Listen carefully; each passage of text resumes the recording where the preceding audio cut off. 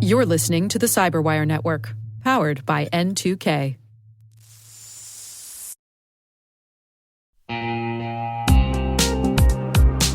Ever wished you could rebuild your network from scratch to make it more secure, scalable, and simple? Meet Meter, the company reimagining enterprise networking from the ground up. Meter builds full-stack, zero-trust networks, including hardware, firmware, and software, all designed to work seamlessly together. The result? Fast, reliable, and secure connectivity without the constant patching, vendor juggling, or hidden costs.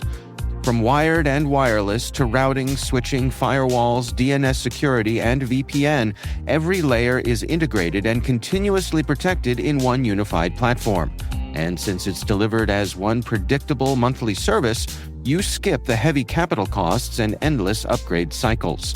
Meter even buys back your old infrastructure to make switching effortless. Transform complexity into simplicity and give your team time to focus on what really matters, helping your business and customers thrive.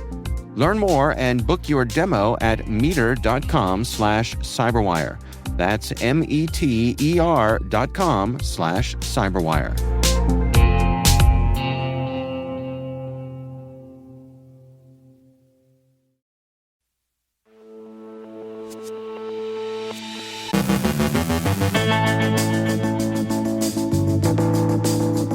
Jaguar Land Rover reveals the fiscal results of last year's cyberattack. A Texas gas station chain suffers a data spill. Taiwan tracks China's energy sector attacks. Google and Veeam push patches. Threat actors target obsolete D-Link routers. Sedgwick Government Solutions confirms a data breach. The U.S. cyber trust mark faces an uncertain future. Google looks to hire humans to improve AI search responses. Our guest is Deepen Desai, Chief Security Officer at Zscaler, discussing what's powering enterprise AI in 2025. And AI brings creative cartography to the weather forecast.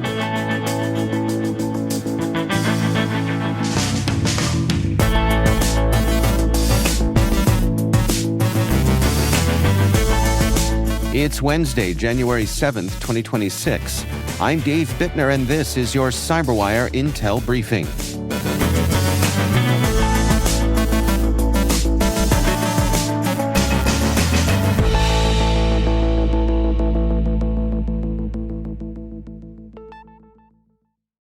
Thanks for joining us here today. It's great to have you with us.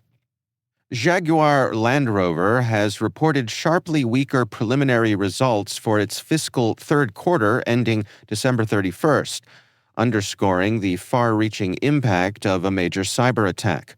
Wholesale volumes fell 43.3% year-on-year to 59,200 vehicles, while retail sales declined 25.1% to 79,600.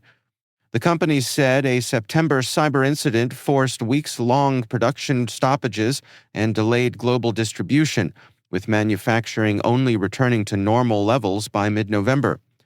The disruption compounded other pressures, including the planned wind-down of legacy Jaguar models and newly imposed U.S. tariffs. The impact was global, with wholesale volumes down more than 60% in North America and steep declines across Europe and China. Even the UK saw a modest drop.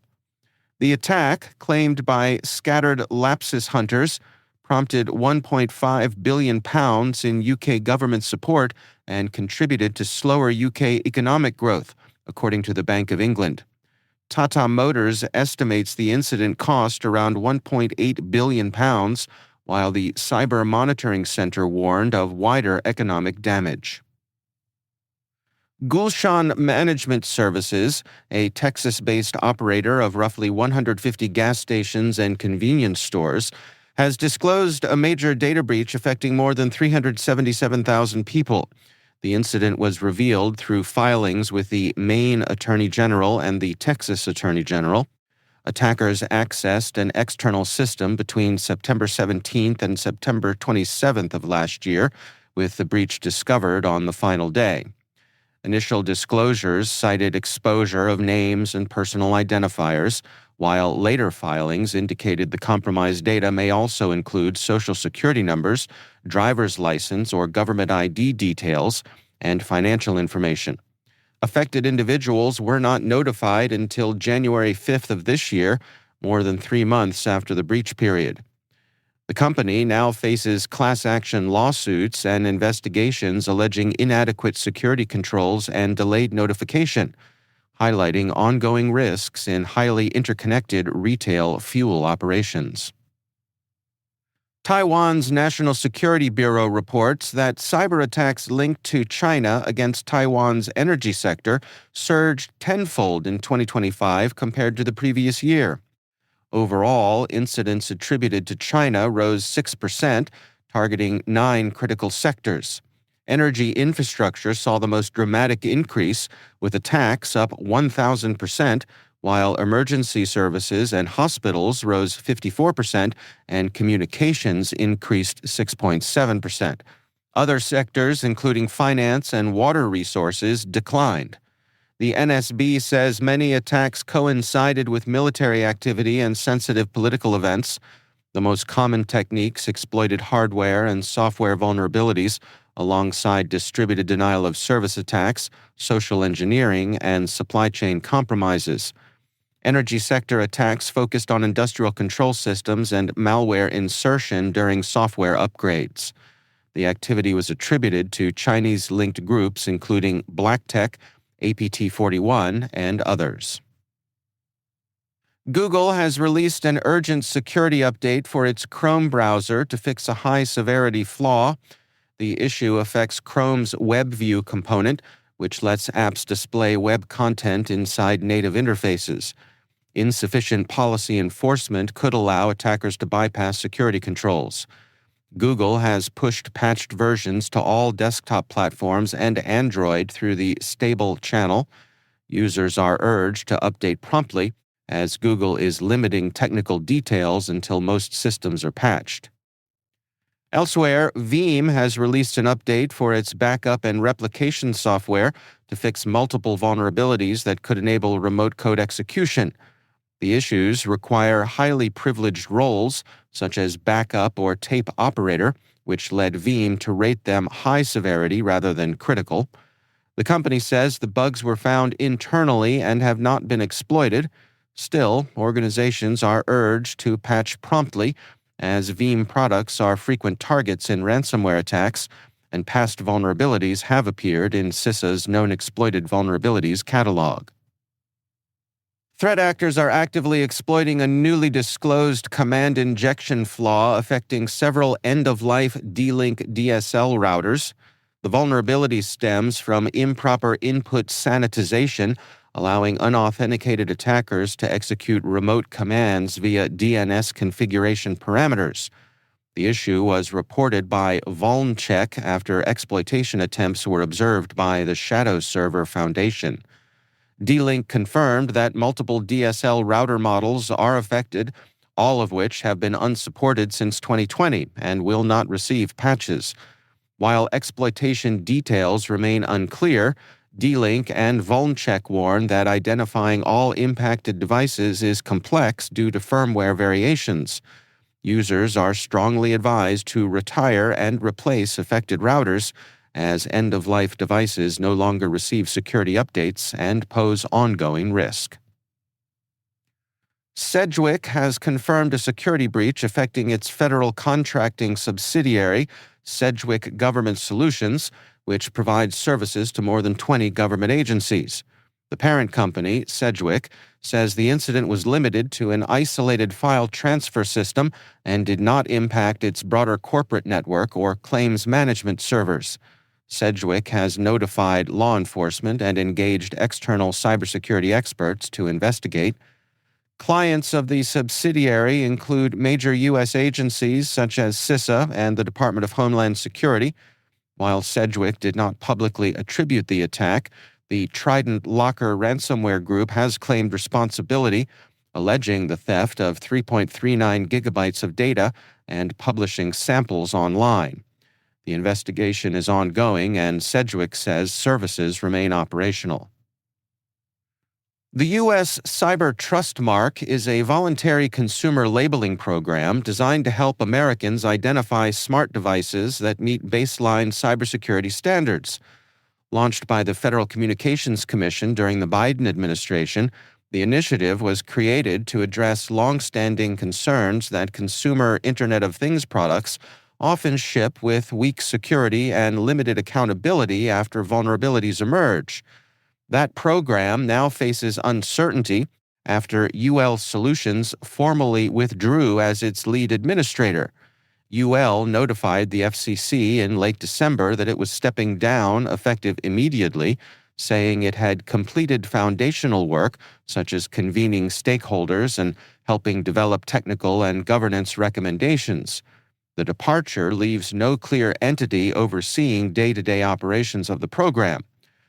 While UL described the move as a natural transition, the timing follows an internal national security review ordered last summer by FCC Chairman Brendan Carr, which examined potential foreign influence in program management. It remains unclear whether the FCC plans to appoint a replacement administrator. Google is signaling a renewed push to improve the reliability of its AI-generated search responses as it expands AI overviews across Google Search. A new job listing shows the company is hiring engineers for an AI answers quality role, focusing on verifying and improving the accuracy of AI overviews and AI mode responses.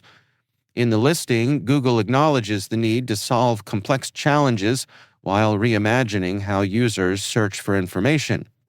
The move is notable as Google continues to push AI-generated answers more aggressively, including into its Discover feed, sometimes rewriting news headlines. Despite recent improvements, AI overviews still produce contradictory or fabricated answers, even when citing sources that do not support the claims. Media scrutiny has intensified, with The Guardian reporting misleading health advice generated by AI overviews. The hiring effort appears to be Google's first indirect admission that answer quality remains a serious issue.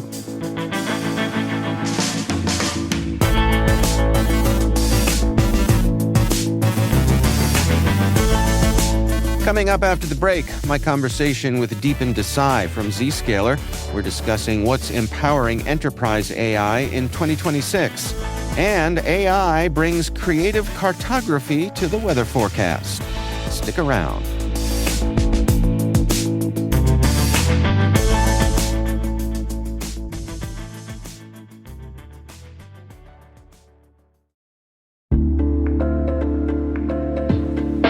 What's your 2 a.m. security worry? Is it, do I have the right controls in place? Maybe, are my vendors secure? Or the one that really keeps you up at night, how do I get out from under these old tools and manual processes? That's where Vanta comes in. Vanta automates the manual work so you can stop sweating over spreadsheets, chasing audit evidence, and filling out endless questionnaires. Their trust management platform continuously monitors your systems, centralizes your data, and simplifies your security at scale. And it fits right into your workflows, using AI to streamline evidence collection, flag risks, and keep your program audit ready, all the time. With Vanta, you get everything you need to move faster, scale confidently, and finally, get back to sleep. Get started at vanta.com/cyber. That's VANTA.com/cyber.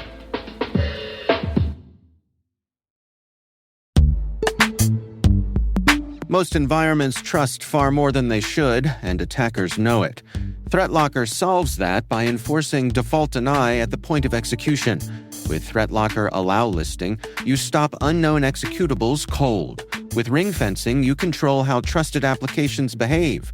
And with ThreatLocker DAC, Defense Against Configurations, you get real assurance that your environment is free of misconfigurations and clear visibility into whether you meet compliance standards.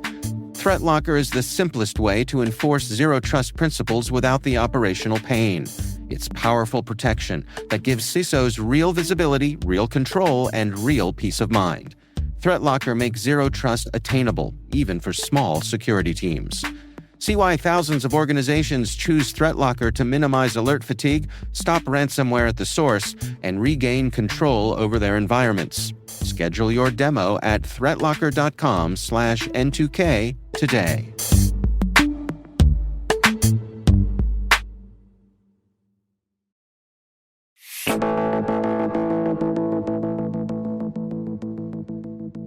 Deepen Desai is Chief Security Officer at Zscaler. And in today's sponsored Industry Voices conversation, we discuss what's powering enterprise AI in 2026. Well, Deepen, welcome back. And you and your colleagues there at Zscaler's Threat Labs have put out some interesting research when it comes to enterprises and AI. I would love to start off with some high-level stuff here. I mean, can we start with the obvious that it's safe to say that AI is here to stay when it comes to these enterprise security operations? Yes. Thank you. Thank you, Dave, for having me on the call.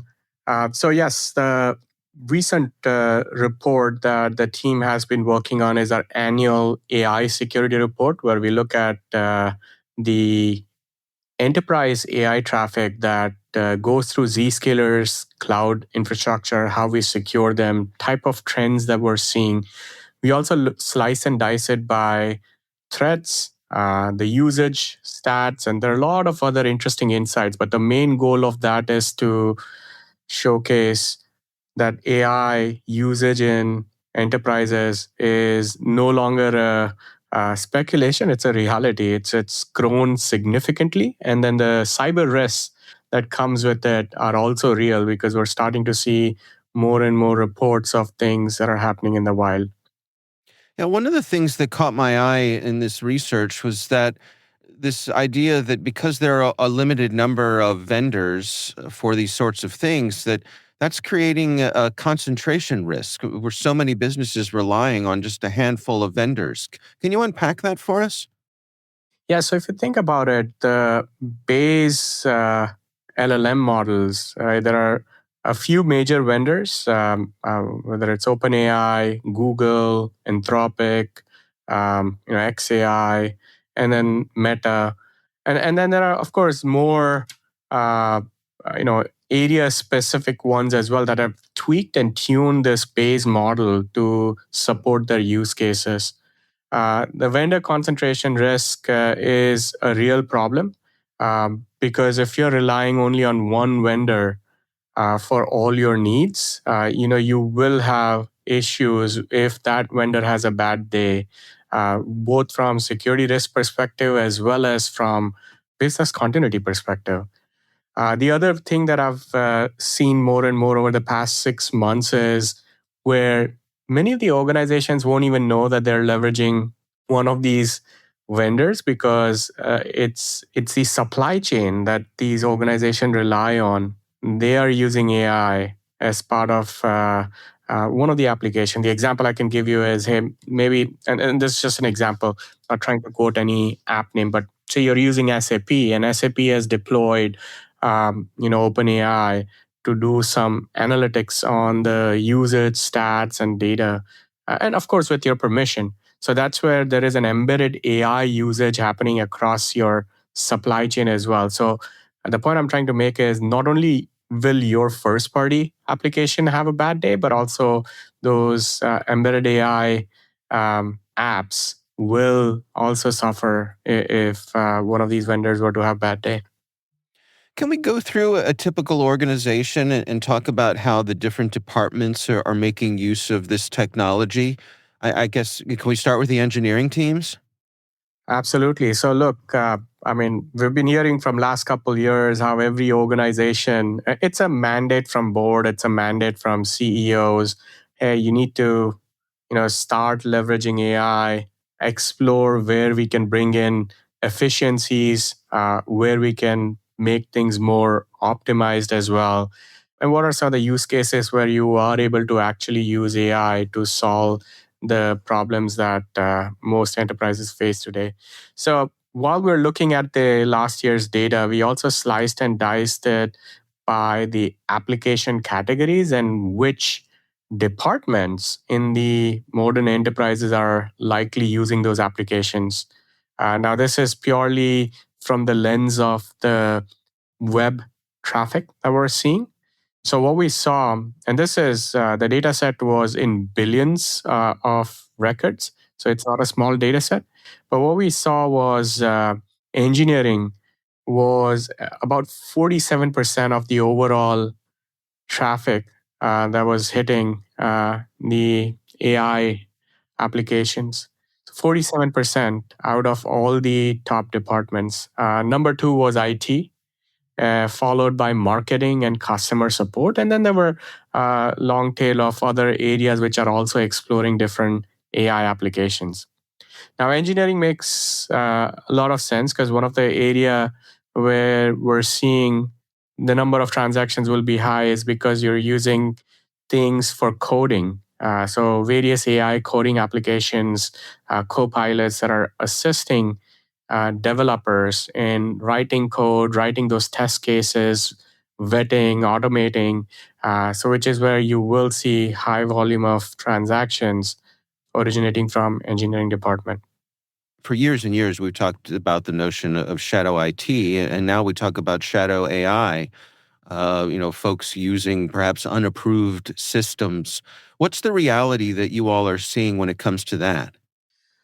It is actually one of the top priorities for all global CISOs to have a program in place, have tooling in place that allows them to flag shadow AI applications. Shadow AI, just like you have shadow IT apps, these are not sanctioned AI applications that are being leveraged within the environment and potentially interacting with your sensitive data set as well. So it is absolutely prevalent.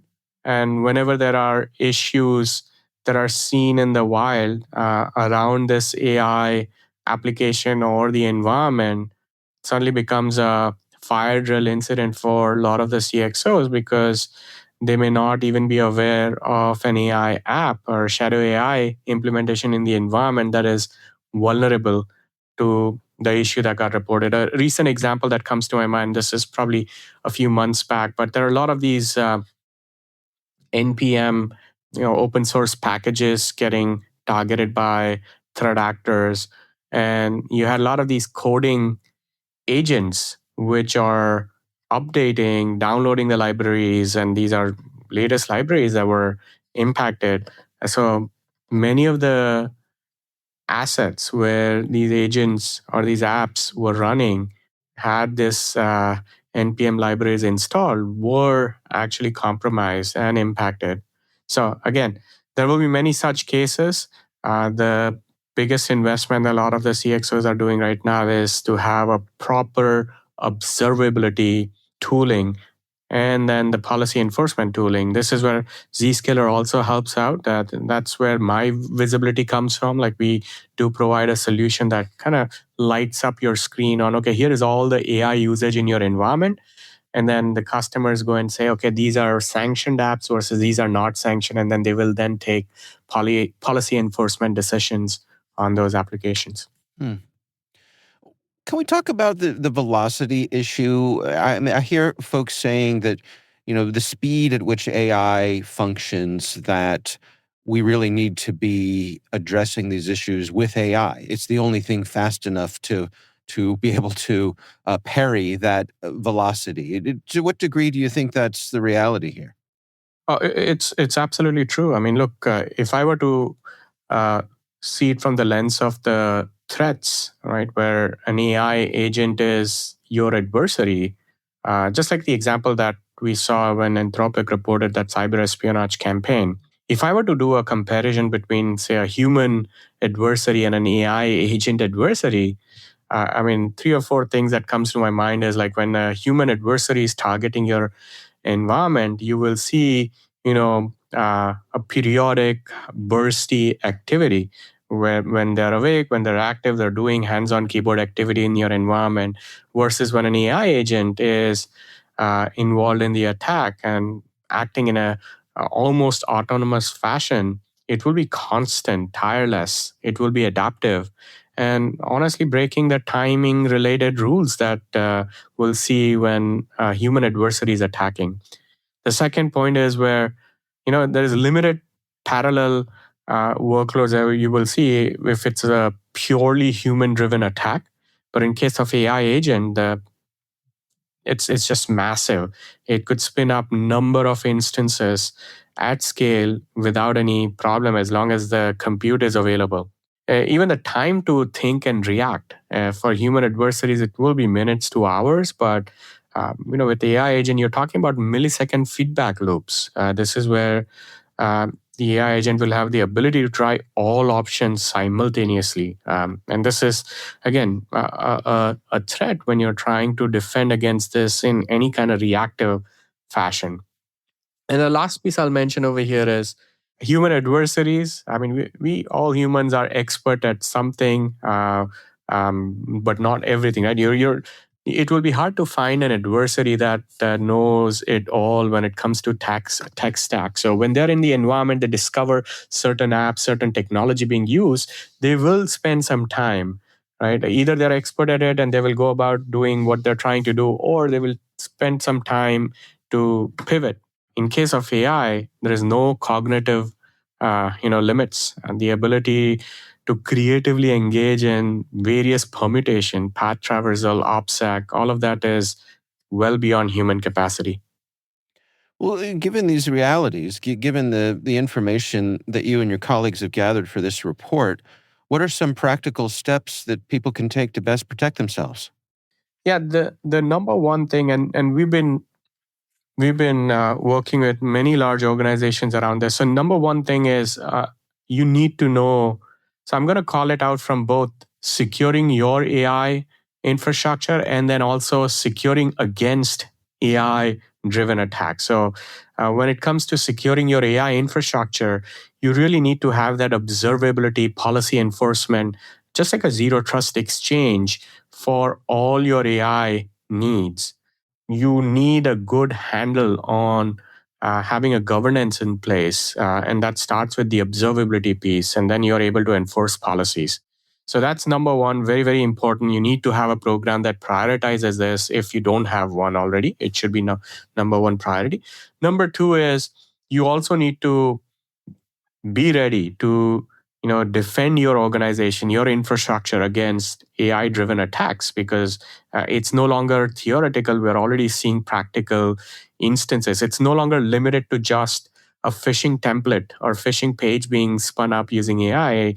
You saw the full attack chain being orchestrated using AI. So this is where prioritizing a zero trust strategy everywhere is critical, because you essentially cannot fight AI-driven attacks in a reactive manner because of how fast and how scaled these attacks will be.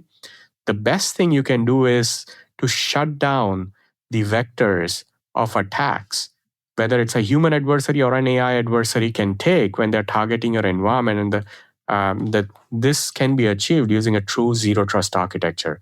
So having that zero trust strategy everywhere will set you up in the best possible posture to defend against these highly scaled, highly iterative, and very high-speed attacks. That's Deepen Desai, Chief Security Officer at Zscaler.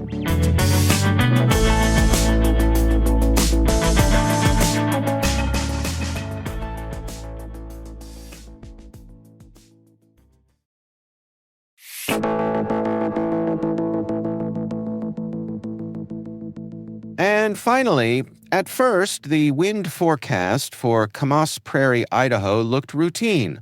Hold on to your hats, the graphic suggested, especially if you lived in places like Orange-Tilled or Watabod. Minor complication, these towns don't exist.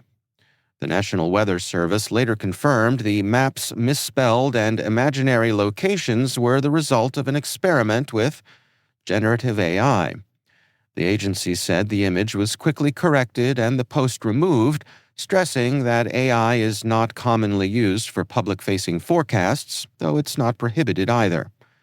The episode comes as the Weather Service, part of the National Oceanic and Atmospheric Administration, explores AI for everything from forecasting to graphics, while also dealing with staffing losses that have stretched resources thin. Experts warned that even small errors can chip away at public trust, especially when they come from an authoritative source.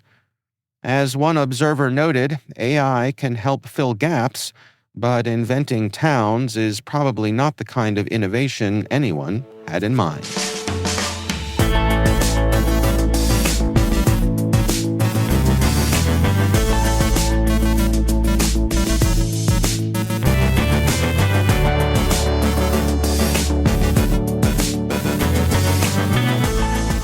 And that's the CyberWire. For links to all of today's stories, check out our daily briefing at thecyberwire.com. We'd love to know what you think of this podcast. Your feedback ensures we deliver the insights that keep you a step ahead in the rapidly changing world of cybersecurity. If you like our show, please share a rating and review in your favorite podcast app. Please also fill out the survey in the show notes or send an email to cyberwire@n2k.com. N2K's senior producer is Alice Carruth. Our CyberWire producer is Liz Stokes. We're mixed by Trey Hester with original music by Elliot Peltzman.